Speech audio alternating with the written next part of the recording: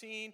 We're going to begin here in a couple minutes, but I encourage everyone to move forward and sit in these fast pass seats. Everybody come on down and sit into the front row or closer to it so you can be as close as you can be to Darth Vader.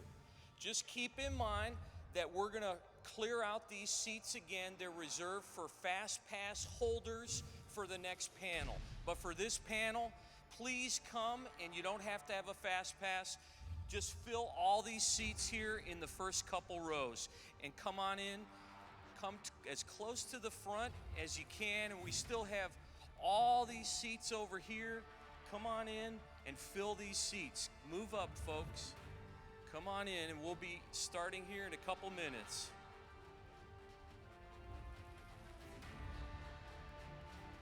Come on down.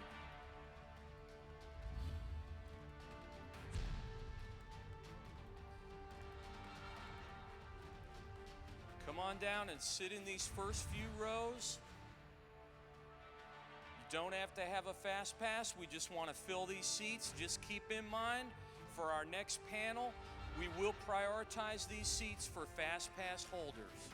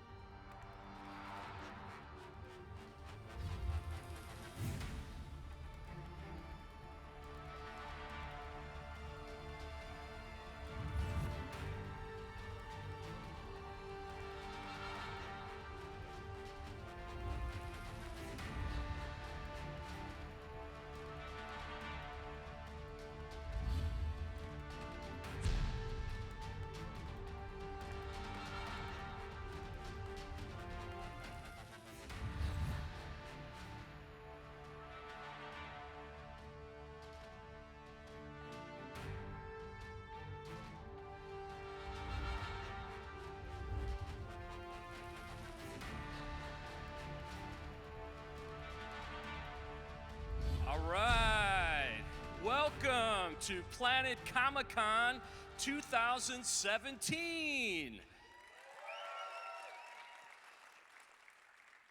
Are you guys having a good time? Are you guys Star Wars fans? Are you guys ready to meet the awesome Darth Vader? Yeah, let's hear it for him. All right. He's going to be out here in a moment. But first, I want to introduce our moderator. Our moderator is the host of Star Wars Cribs on sci-fi4me.com, where he goes and looks at all the greatest Star Wars swag in the Kansas City area. Let's welcome our moderator, Kansas City's Mad Henches. Hey everybody, how's it going? As he said, I'm with Sci-Fi for Me, and I am the host of Star Wars Cribs. So if you or someone you know has an awesome Star Wars collection, hit me up after the panel. Go visit me at the Sci-Fi for Me booth. That's sci-fi, the number 4, me.com. Follow us on YouTube and the Facebooks. All right? You guys ready to see Spencer?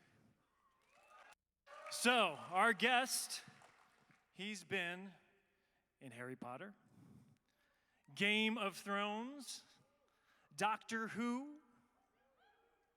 and most recently, he is playing the epic, most fearful villain in the galaxy, Darth Vader. Ladies and gentlemen, let's give a big Kansas City welcome to Mr. Spencer Wilding. Hi guys. I'm from a small town in Rhyl in North Wales, so say hello to Rhyl. Shout out, woo!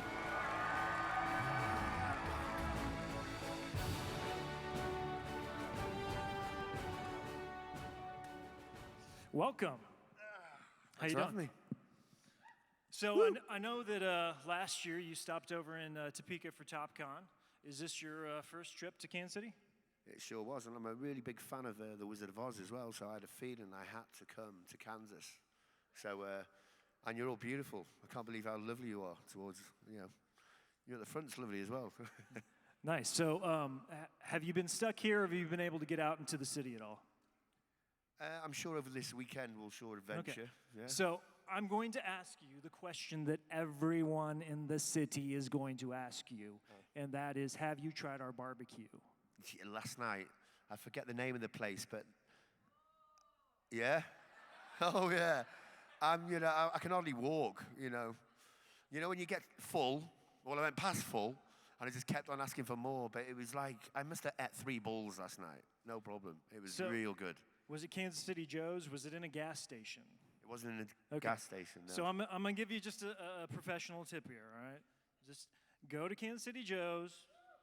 Joe's Kansas City Barbecue, and order the Z-Man, and the Z-Man, yes, and that'll end all conversations. Once you say that, everybody's like, all right, he's good. Z-Man. Right? Am I right? Cool. You having a good day? Woo! Yeah, thanks for inviting me over here. It's awesome. Yeah. Kansas Comicon. All right, so to get started, just for those in the audience that aren't as familiar with your work, what I thought we would do would just sort of give them a brief history of the man, the myth, the legend, Mr. Spencer Wilding. You okay with that? Yeah. All right, cool. So you're from Wales, right? It's a little town called Rhyl in Rhyl. North Wales. It's where the seaside meets the mountain. We've got great families, great kids, just like you guys over here. Big hearts, the Welsh. You know what I mean? And prior to getting into acting, you were in kickboxing, right? That's right. So can you just kind of take us back, go through a little bit of what it was like growing up in Wales and how you got into the kickboxing scene? Well, Wales, where I'm from, Rhyl, it's a very small town, So I went to my first school was called Ysgol Maya, and it was a Roman Catholic school, very strict. And then I went to a high school, Prestatyn High School. Then I went into a farming college called Norfolk Horticultural College in Llys Fassi. And so I've experienced many a jobs, You know, I live on a horse farm. I've been a builder, blah, blah, blah, blah, blah. But I always knew I had a feeling I was going to get into the films. But, you know, I was a heavy dyslexic. Couldn't read or write 15 years ago, so I didn't go to acting college, but I still had the feeling. You know, I had a dream, and I just wanted to go for this dream. And whatever job I did, I always had a pull on my collar like that, saying, no, this isn't for you. Keep on moving forward, keep on moving forward. So I listened to my thoughts in my head. I call them my fight gods. And they said, well, Spen, how are you going to do it? You're going to get into the kickboxing ring. You're going to become a champion. And there'll be a guy in the audience go, hey, you want to be in a movie? But he wasn't there. He wasn't there. But when I took the Welsh and British kickboxing title, there was a small shop in town, a photography shop. And I went there because my mum was very proud of me. I wanted to get a picture for the mantelpiece with me and my belts. And so we took these pictures.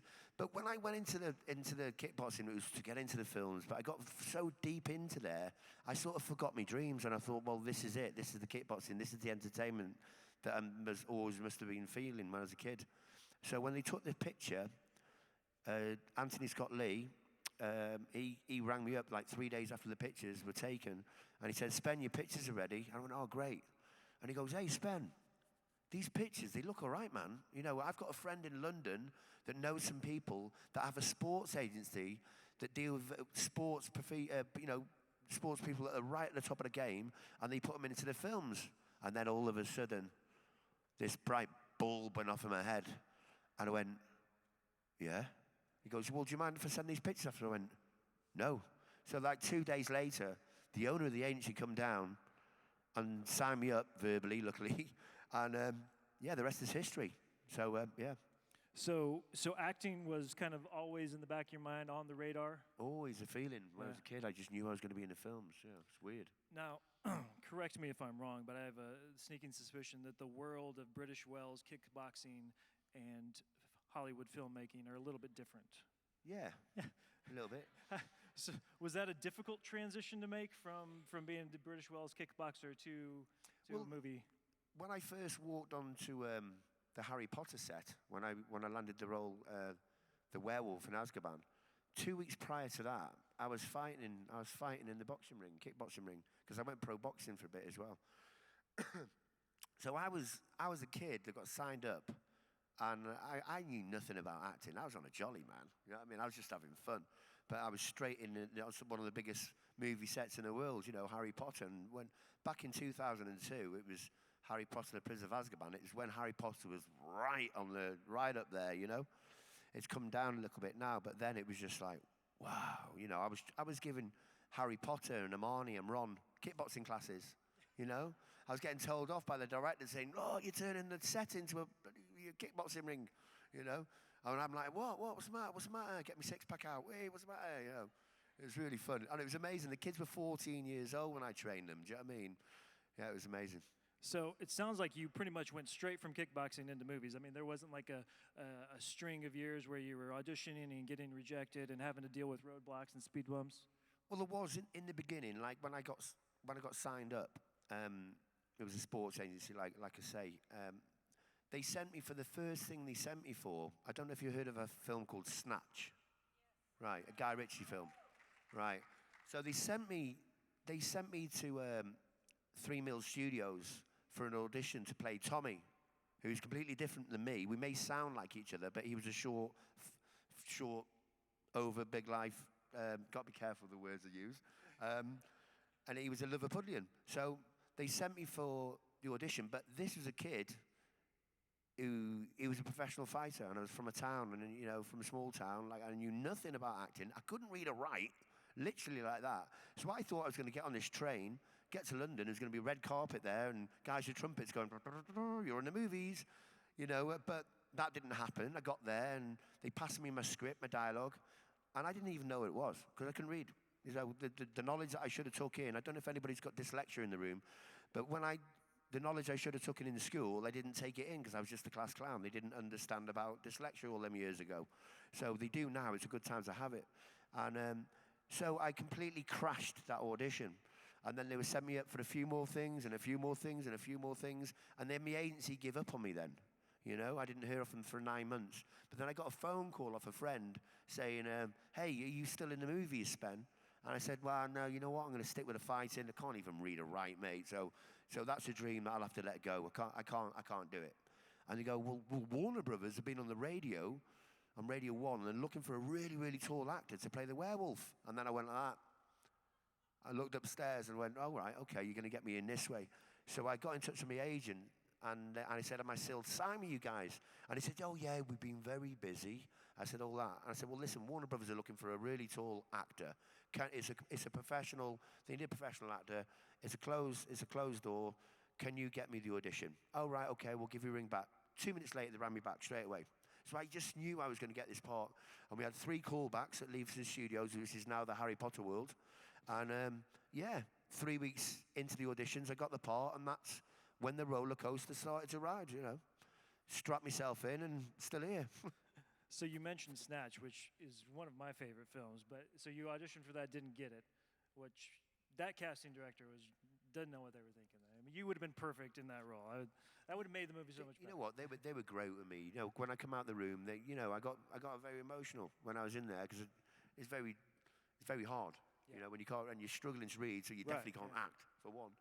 And then when they come out the room, they said, "Listen, Spen, you've got a face for the films we want. So get yourself some sight reading lessons and blah blah blah." And that's when I started to. It's about a cerebella. It's the muscle that didn't develop properly in childhood, the dyslexia. So I went on and done courses and this, that, and the other. Now I'm delivering lines with the big boys. So I've come a long way in a short time. So it's awesome. Yeah, I mean, we talk about the start, which was Prisoner of Azkaban, Harry Potter. After that, you did some stunt work. You were Hitchhiker's Guide to the Galaxy, Batman Begins, Beowulf. You got to be in Stardust with Robert De Niro in drag. I mean, who else can say that, right? It's so cool. I remember the scene, when you've all seen Stardust, right? It's a great film, isn't it? So, as pirates, went running into his room on the ship, and Mark Strong was just about to tried to kill him, and we all walked in, and he jumped out the window and swam off and got away. So this is the first time we seen Mr. De Niro, Bob, in a dress, because it was his thing. And so when they went cut, he said, was that all right? To me, he said. And I said, yeah, it's all right. Yeah. I said, but you look better with a gun in your hand, don't you? But no, it was great. It was awesome to work with one of my heroes, Robert De Niro, and all of us love Robert De Niro. And it's just, I remember the first day we met Mr. De Niro, and they took us into one of the back rooms in Shepperton Studios, and they said it could have been Paramount Studios, can't remember. And they said, listen, Mr. De Niro, you're going to meet him, and you're all going to say a line to him, and so he's confident with you, and you're with him. So we come in, and he said, "Hi, first of all, I want you to call me not Robert De Niro, Mr. De Niro, blah blah blah. I answer to Bob." I said, "Well, that's cool." I said, "Can't I call you Mr. De Niro?" But yeah, it was cool. So if you ever see De Niro on the street, just say, "Hey, Bob." Hey, Bob. So since you landed the role in Harry Potter, it seems like it's just been a snowball effect since then. I mean, every year after that, you've gotten another bigger, badder role. You were in 3 of the best Matt Smith Doctor Who episodes, right? This guy was the Creature, the Wood King, the Ice Soldier. Skaldek, yeah. Yes. Very confident character he was. Guardians of the Galaxy, you were the guard that stole the headphones from... That's right, the mean god. You seen that? Yeah. So, and the list just goes on and on and on. So, you've conquered British Welsh kickboxing. You've been in DC, Marvel, Harry Potter, Game of Thrones, Doctor Who, and now Star Wars. So now you've conquered the Nerdville, the Comville. So what's next? Last. Yeah, it's I'm living the dream. Thank me gods every day. But to land all these different characters and feel all the different presence and spirit of each character, it's amazing, right? So, were you a fanboy as a kid? I mean, like I said, you've been in all these different universes. Were you a fanboy of any of them as a kid? Yeah, huge. The old school Star Wars, Empire Strikes Back, and all them. Yeah, huge fan. Did you get to see the original New Hope in the theaters? I did, and basically, I was 5 years old because I was born in 1972, so it came out in '77, right? My dad.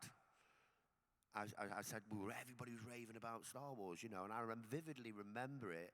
It was from I live in Rill, and the neighbouring town is called Prestatyn, and they had one cinema there that had Saturday matinees and all that. So my dad was going to take me to Star Wars, and we got there, and we sat down and eating popcorn and drinking my Coca-Cola and eating my ice cream. Not all at the same time, could have got messy. But I'm looking and I'm thinking, where's the spaceships? Where's this? Where's that? You know what I mean? What's this? And my dad wasn't into it, and he took me in to see the Pink Panther. So I'm 5 years old going, what's going on? Where's it? So, I was a bit gutted, really, so I got to see it a little bit later. So, talking a little, just to start the ball rolling on the Star Wars, I'm assuming Sunday afternoon you're sitting in your living room, whatever, watching some boxing or some football.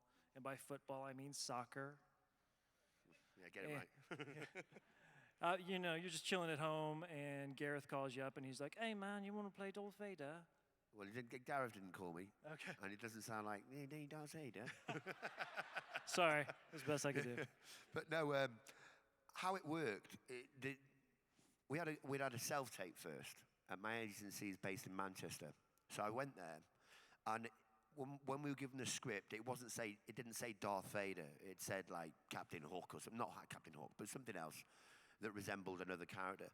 So I was saying to my agent, listen, man, I said, I've got a funny feeling this is Darth Vader. And he goes, no, it's not. He's important, but it's not Darth Vader. I said, I'm telling you. He said, why'd you say that? Because at the end of every line, it's going, no, but no. But it was, there was words in there. And when I was doing it, I've got a very sore throat at the moment, so I'll have a go at doing the dialogue. But because on set, I'll get to that bit in a minute. So I had the second call back. Then they flew me over to Pinewood Studios, snuck me in the back door, and was right up in the tops, some of the top rooms. And they snuck me in because I filmed in Pinewood Studios for a very long time, and then the rumor was out there that they may be casting Darth Vader. So if Spencer Wilde in 6'7" turns up at Pinewood Studios, then they're going to go, oh, it's him, he's going to play it. So, but when I actually got that part, there was a lot of dialogue, but when I officially knew it was Darth Vader, when they drawn the curtains back and the suit was there with the head. So imagine what you'd have all felt. You look through my eyes. He pulled it back, and I was like, I'm a big tough guy, but a tear come down here. I was like, oh my God. So, so they stuck it on me. And when at first, because I'm quite spiritual with my characters, the presence and the spirit comes to me. I step out and they use my body.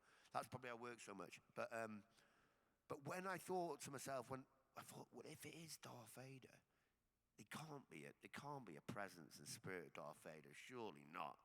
And then when he come to me, when the dresser put the helmet on me for the first time to do my last audition to get the part, he came to me and the presence changed in the room.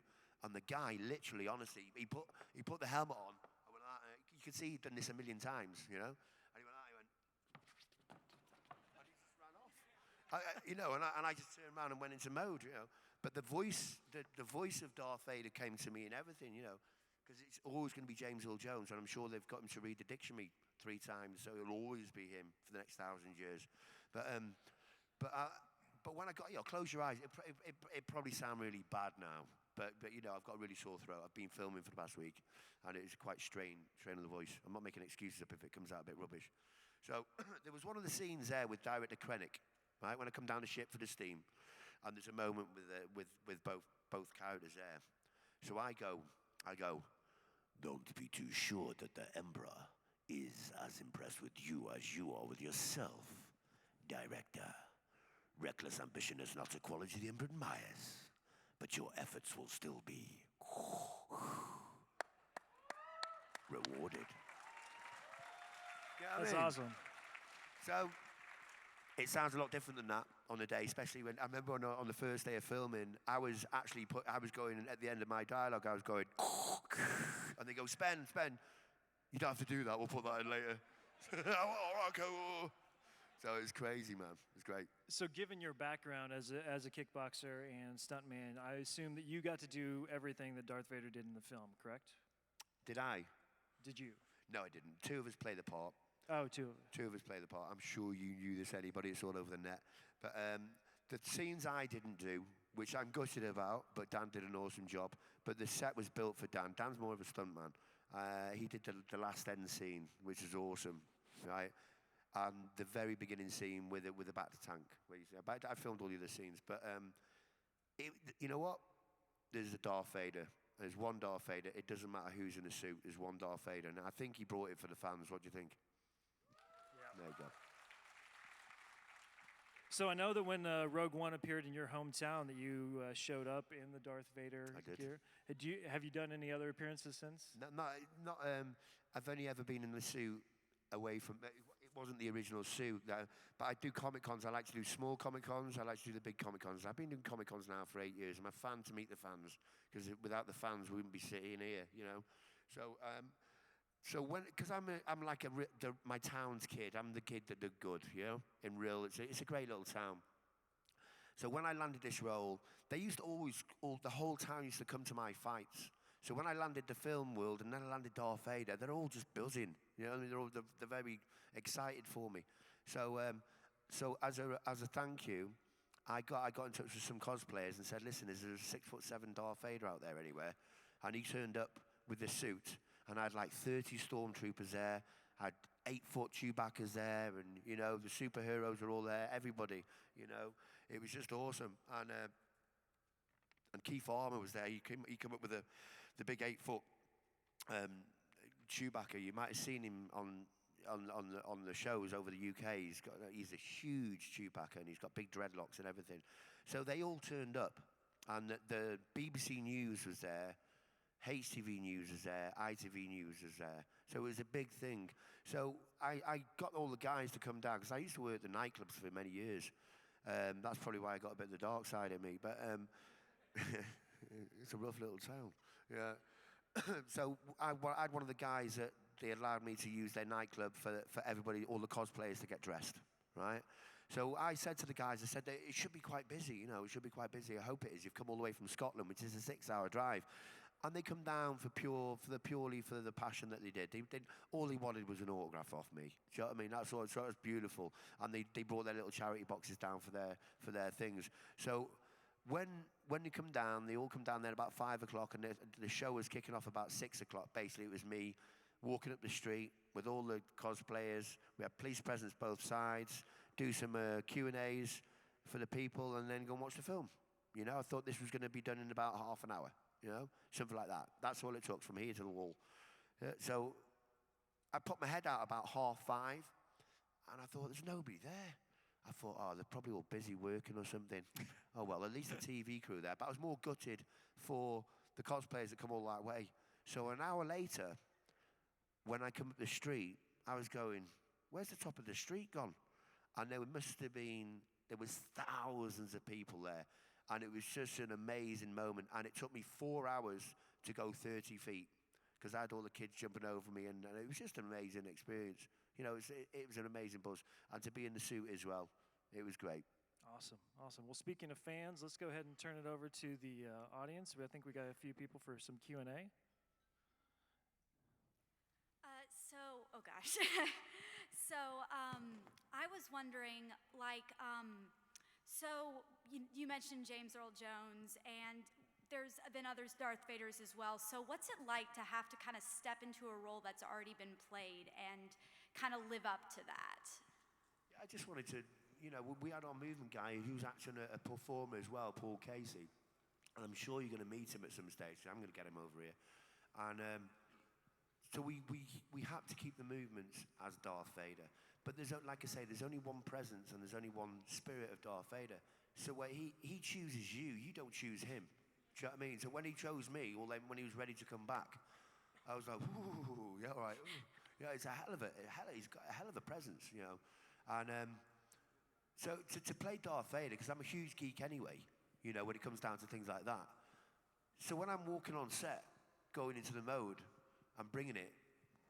I was inside that thing. It was like I was inside like a 3D cinema or something, and I'm just watching it, and like, whoa, come on, Darth, do it, smash it in, go on, choke him out.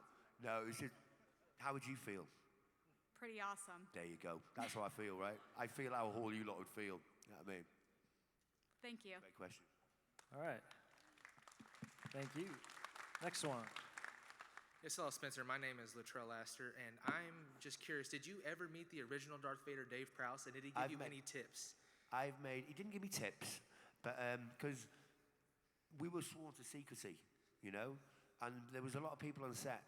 There was actors and extras and people, but somebody somewhere spoke, you know, a year before filming was released, and said, "Oh, Spencer's playing Darth Vader," you know. Somebody somewhere, because I was away. I was gutted because I wanted it to be a bit, you know what I mean. But I was, you know, it was a hell of a secret to keep for a year. I couldn't even tell my family. I had national papers front door stepping me.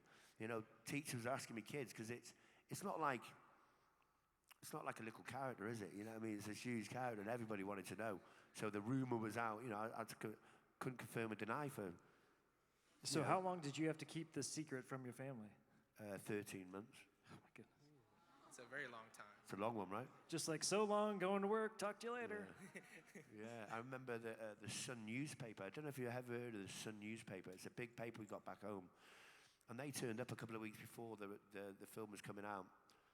And I was upstairs, and there was a knock on the door, and the missus answered the door. And he goes, "Oh, can you tell me if Spencer Wilden lives here?" Blah, blah, blah, blah, blah. And I come down the stairs, and I put my head around the door. I said, "You all right, mate?" And he goes, "Oh, Mr. Wilden, can you tell us if we're playing Darth Vader?" I said, "Yeah, calm down." I said, "Where have you come from, mate?" "Cardiff."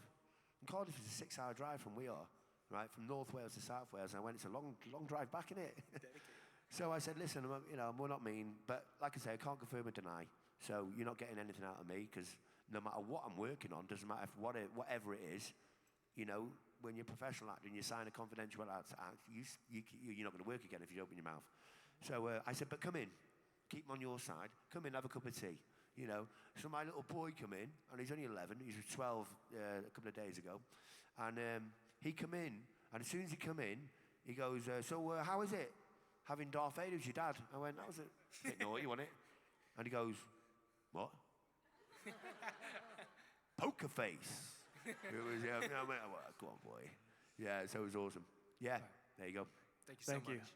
Next question. That was the coolest walk I've ever seen somebody come up to the mic. You look like Danny DeVito coming up there, man. That's good. Thank you. In a previous Q&A I'd watched, you had expressed an interest in the theater. I was going to ask you if that's still an interest, what appeals to you about the theater, and Kansas City is a great theater town. You never know. But yeah, I've actually been, when I couldn't read or write, I was actually been, there's a theatre called the Almeida Theatre in Islington. It's a very famous theatre, right, very old. And it was a political play, and it was a one-night showing, and it was a complete sellout. And my friend, Lady Alice Douglas, Earl of Queensberry's granddaughter, she directed the play. And she knew I had this dream, and she said, "Oh, Spen, come on, you can play the prison guard." They only had a cast of 6 people. You can play the prison guard and a member of the public. So that's the first and only time I've been on the, you know, walking the planks. And but now I'm getting there with the reading, and I'm taking it in a lot better. I would love to do a bit of theatre work. It's proper, it's real acting, you know, real acting. You know, you can go again with the film, with the character. You know, you can mess up and go again and go again. You can't do it up there. It's real acting. I think you do very well. Cheers, man. Thanks, man. Well, and you did some dancing in Guardians of the Galaxy, right? Oh, yeah. Anybody see that? Yeah. Did anybody see that? Good. So maybe there's a musical in your future, maybe? Get me twinkle toes on. That scene there unfortunately didn't make the film, but they put it in the special features and the Blu-ray, right? And they sprung that on me on the last 30 minutes of the shoot day. Mr. James Gunn, the legend, they called me onto set and he said, "Hey, Spen, do you think you could dance through the prison, get jiggy with it, go down on that, and then be mean to that prison guard over, be mean to the prisoner. I said, yeah, no problem. So I did that, and it was dead quiet for a second after they cut, and then everybody just went, ah! I thought, that's all right dancing, it was funny, you know what I mean? But then he goes, that was brilliant, brilliant, brilliant. But can you dance like an alien? I said, well, you've employed an alien, you've got an alien. So it was really funny. So on the DVD at the end, when you're watching it, and the commentary was on there, Mr. Gunn goes, we made a mistake here, we should have left it in the film. So, but it was, you know what? It's made the special features an extra treat to see the mean guard dance with the prison. It was hilarious. I loved it. I'm a fan of the mean guard. He's cool. So, speaking of extra scenes, were there any additional scenes that you filmed for Rogue One that got cut that you were wish you would have made? He's digging, isn't he? There's only one scene that got deleted, and that's when I was. It was on the first trailer, and there was like a red moon, and I'm looking, and you see it behind my helmet. Yeah, I remember that. That's the only one that got deleted that I was in. That's the only one. All the others made the film. There was a lot in the trailer that didn't make it to the film, though. So yeah, well, that was the only bit that got deleted with me anyway. So next question. I know movie stars are not much into doing television, but what are the chances that you might do a guest spot on Doc Martin so you could keep that lovely accent of yours on the show? Do you like it? Well, yeah, if you know the director and the casting agents, have a word with me. Your accent's not bad either. So a lot of the, and guys, if anybody else has a question, just come on up to the mic whenever you're ready. Don't be shy. So a lot of the work that you've done has been like creature acting, a lot of prosthetics and masks. What was the longest, most grueling, or just most difficult makeup session you've had to do? Well, first of all, every makeup's been awesome. I've never experienced anything that I wouldn't experience again and wouldn't want to do. I keep positive, because normally the better the makeup, the longer the process is, you know, because these people that create these makeups, the artists, the creature, you know, the makeup artists, they just like, they're amazing. To create that, and I'm a fan of CGI. I'm a fan of real makeups, you know. But I don't think you can beat a real actor that can bring it, and because the camera picks up a different energy from CGI. But obviously, then have the whole lot in there, not just all CGI or just all makeup. Have it all in there. You know what I mean? Make everybody's magic come alive. That'd be great. The long makeups, the Wolfman. Yeah, that was a long makeup. That was a 5-hour makeup. Wrath of the Titans, have you seen that? Well, I was the Minotaur that have a good fight with Sam Worthington. That was a 6-hour makeup. I played Prometheus in Victor Frankenstein. That was another 6-hour makeup. The Harry Potter werewolf, that was a suit with an animatronic head. But that was a long time. That process was a long time. The Guardians of the Galaxy was like a 2-hour makeup. I did a film called Beowulf and Grendel with Gerald Butler and Tony Curran. I don't know if you've seen that. You know, we filmed that in Iceland. I played 3 characters in that film, so they were long makeups. But people that come on set when I was on the Wolfman, they'd be coming on set like 7:30. You know, I was thinking to myself, you've got no idea. I've been in the makeup chair since 1:30 a.m. You know what I mean? 6 days a week. You know, it was just awesome, mate. Yeah. So I just saw the red Dalek come in, which reminded me of a question over there, the red Dalek. So I've heard, you were in 3 different Doctor Who episodes, and I've heard that the filming experience of those Doctor Who episodes is much more sort of intense, fast-paced, break-your-neck speed type shooting. Do you notice a difference between shooting movies and filming TV episodes that, you know, have to air each week, and so they're under that crunch? Yeah, well, you know, a camera's a camera, you know what I mean? And feelings are the feelings of the characters and stuff like that. But the big films have got bigger budgets, so they've got a bigger playground to play in. The guys on the BBC, they've got small budgets, so they've got to bring on the actors that can go bang, bang, bang, bang, bang, or they're going to have problems. So you know, there's a little bit of a difference, but it's more chilled, in fact. You and some of the films I work on are like, because the characters like, but some of the characters on the Doctor Who, like the Minotaur, the God Complex, ever seen that? Great episode, right? He was an alien Minotaur, and he was living on instinct to just kill you, and leave you with a smile on your face. But he didn't want to live. He was going by instinct. So Matt Smith, Doctor Who, sussed me out. And the end scene, because in the beginning, the character, you're like, Minotaur, but then by the end of the episode, you like fell in love with the guy, right? And you were upset that, well, I did anyway. So, and he was Doctor Who. I died in Doctor Who's arms. I'm looking through the mask, and Doctor Who's crying. I thought, what are you crying for? You just killed me. You know what I mean? So, but then, and then the Wooden King. It was a Christmas Day special. Had anybody seen that? Yeah? It's cool. They're great creatures. So I had a whole forest living in my head. I had a right headache. You know what I mean? There was the Wooden King and the Wooden Queen. Going back to the Wooden Queen, that's Paul Casey, who did the movements with me with Darth Vader. But he's played so many characters as well. And then probably the most confident out of the three was Skaldek. He was a different beast completely. He was the most honourable warrior from planet Mars. And he was in a galactic fight with his daughter, and bang, bang, bang, then a flash, bang, wallop. He comes around in an ice cube on a submarine ship full of nuclear weapons. You know what I mean? And he's an honourable warrior. So as soon as he come round, he just wanted to hit the red button, get rid of this race. You know what I mean? So again, each episode, each series is great stories, and really, really great characters I got to play for Doctor Who, being part of the Doctor Who family, which is awesome. Absolutely, yeah. We got another question. So I'm going to be majoring in costume design, so I'm wondering, probably, what's your favorite costume you've ever worn? You can't say Darth Vader. I'm not trying to get out of this. I'm not only trying to get out of this, but every one has been awesome. It's been brilliant. It's just each one is as good as itself.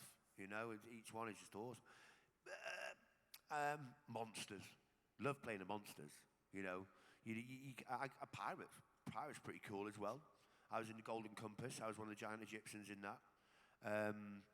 What else? Game of Thrones. Seen the Game of Thrones?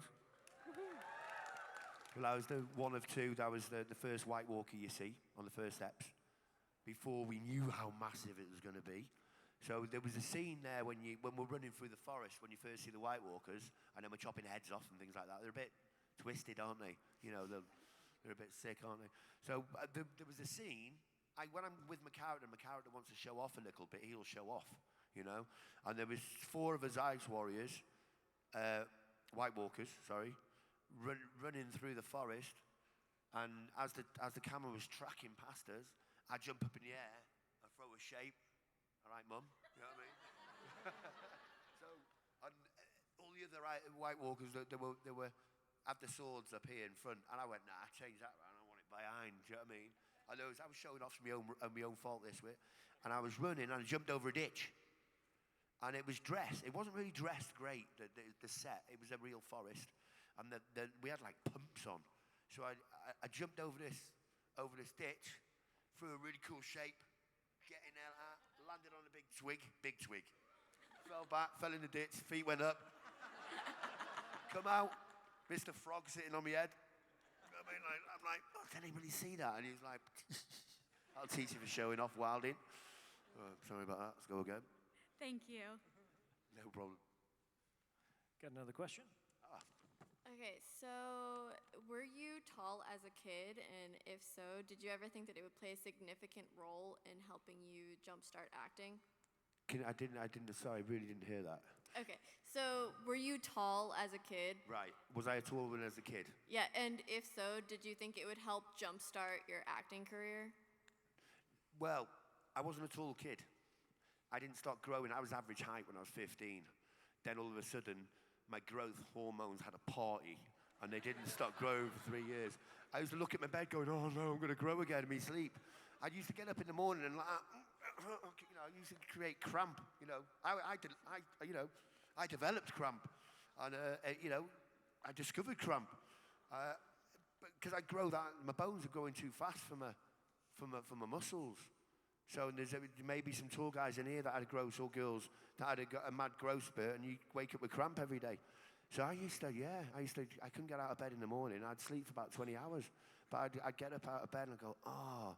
But my brother was a musician. I don't know if you know your music here from punk bands back in the UK. But my brother was with a band called The Fall. And it's you know it? So my brother was with The Fall for 5 years. He was the most, Neville Wilding, check him out. He was the most prestige member of the band through the whole of their career. And he went away. And my brother used to beat me up when I was a kid. And so he went away when I was 15, and we were just crossing paths. We didn't see each other for a couple of years. And then the first day he got back, he come in the back. So from 15 to about 17, he come in the back room, and Mum was like, get out of bed. Just go and get your brother out of bed. You know what I mean? So he come in the room. My brother's about 5'7". Right, you see where this is going, right? He goes, so, get out of bed. Come on, get out of bed. And I went, all right. I went, all right. I woke up, and he goes. It was funny. He hit me once after that. Didn't hit me again, though. I've less of that, Wilding. Awesome. Thanks. Good question. Yeah, So thank you. you're what, 6'7"? 6'7". Well, it's a weird, strange thing now. Over the past 6 months, I'm touching 6'8". I've started growing again. I'm going the opposite way. Tell I'm special, right? And how tall did the Vader suit make you? It was like 7? About 7.5 feet. 7.5. He was a presence. Is that then all platform, or was there? No. Because the helmet goes about, so he's about there. So imagine him coming at you in full get-up. Do you know what I mean? He was. People were saying they were genuinely afraid when I go into mode. There was a scene where me and Krennic again were having to do with each other, and he called Mr. Gareth Edwards over. He called him over. Krennic did, and the director put his back to me, and we were really close. We squoze in between. I'm in character, but I'm like a third party in there, you know. I'm looking back and thinking, what am I doing? I'm not bringing it, or what? And he was like, blah, blah, blah, blah. And then he goes, right, okay, yeah, okay, cool. And he goes back to camera. So I was thinking, what did he say to him? And then a year and a half later, when the film came out, and it's on the net somewhere, I've seen it, and he goes, director Krennic called the director over with his back to me, and when I was in mode, when he first seen and felt Darth Vader, when I felt him like that as well, he turned around and he goes, I can't say his kids in here. He went, bleep, bleep, bleep. It's Darth Vader, mate. It's real Darth Vader. Oh, and then he's gone, okay, yeah, got it. So because, you know, Gareth Edwards is a massive geek. He knows more than all of us put together. So when he did that, I'm sure he'd tell you himself in an interview. It was, when I heard it a year and a half later, because I got paranoid that I didn't bring the character, and it was a giggle to myself. I went, right, well, you felt him as well. And he was a hell of a presence. You've got to respect Darth Vader, because he is the most honorable bad boy out there. And he's got his own Death Star, man. You know what I mean? So I saw somewhere that you had worked to raise some money for a charity for anti-bullying. Is that correct? Well, it wasn't raise money for... My little boy's got nephrotic syndrome, so I do a lot of charities back home for the kids hospitals. It's my thing, that, and there's probably a lot of people in here with them sort of hearts as well. Yeah? But... Thank you. And there's another thing I'm very passionate about, and that's bullying. Yeah, I love doing a bit of bullying. No, but I'm the patron of anti-bullying back home in Wales. So I do a lot for the kids. That I can't be there all the time. They know that, but I'm a good name that shows it, alert and stuff like that. And there is a bit of bullying going on in our schools back home, and it happens everywhere. And I always say, if there's kids listening to this, I always say, listen. Try and put your defenses up.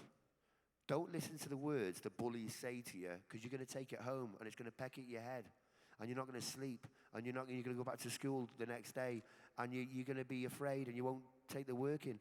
So what I say to you kids, if you're listening, get mum and dad to take you to a boxing class or or something that involves sport, get really good at it, because when you're being bullied, you're giving off something to the bully that says, hey, I'm open to be bullied here. You come in and bully me. Because your defense system's down. So sports, especially self-defense, gives you the confidence to stick up to a bully. It doesn't have to mean you got to beat him up. But a bully, if you show him no fear, the bully will go away.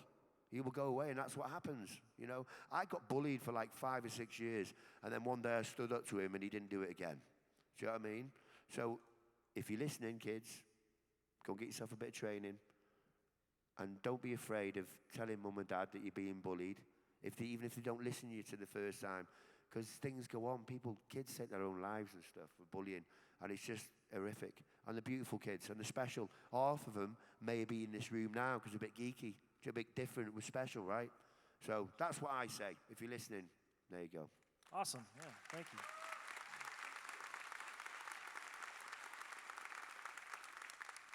So, were there any souvenirs or artifacts that you got to keep off of the set of Rogue One? What? Did you get to take anything of the Darth Vader or any souvenirs from the set of Star Wars? As if. They'd hunt me down. I'd have to turn into a rebel. I'd have to go against the Empire. You wouldn't admit it if you had, right? Yeah, no. No, what I got to take home was memories, mate. You know what I mean? A memory to play, to just be involved with Star Wars. Because Star Wars is not just about Darth Vader. That's a massive empire right there. And it's from the person that cleans the set, to the people that build the set, to all the actors and cast. And it's just something like that is real special. That's touched every heart and soul of the whole world. You know what I mean? To just be part of that, it's just, thank very much. You know what I mean? Well, thank you very much. That's awesome. Thanks for coming and talking to us today. Have a great weekend, guys. Round of applause, thanks. Sweet. Listen, before I go, can I have a selfie with you all? Sweet. And if you want to follow me, I'm on @BigSpenWilding on Twitter. I'm on Instagram. I'm trying to learn how to do it properly because I don't talk about too much. But I'm not too bad at talking. I've got to start getting my numbers up. So if you want to follow me, I'd follow the journey, mate. It's an interesting journey. It's great. So I'm going to pull my phone out of my pocket now and have a selfie with you. We'll do a little bit of video first. I want to show Wales what your lungs are like. So I just want you to say Star Wars rocks or Darth Vader rocks. All right, loud as you can, Casey. Right, we'll go on the count of 3, right? Yeah. All right, on the count of 3. 1, 2. You ready? 3. Let's go.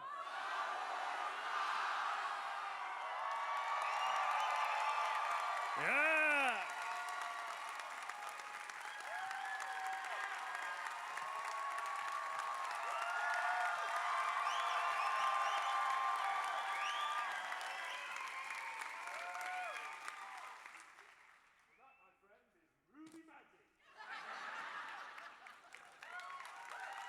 Awesome. Great job, guys. Great job. Take care, guys. Follow your dreams and all that. See you later.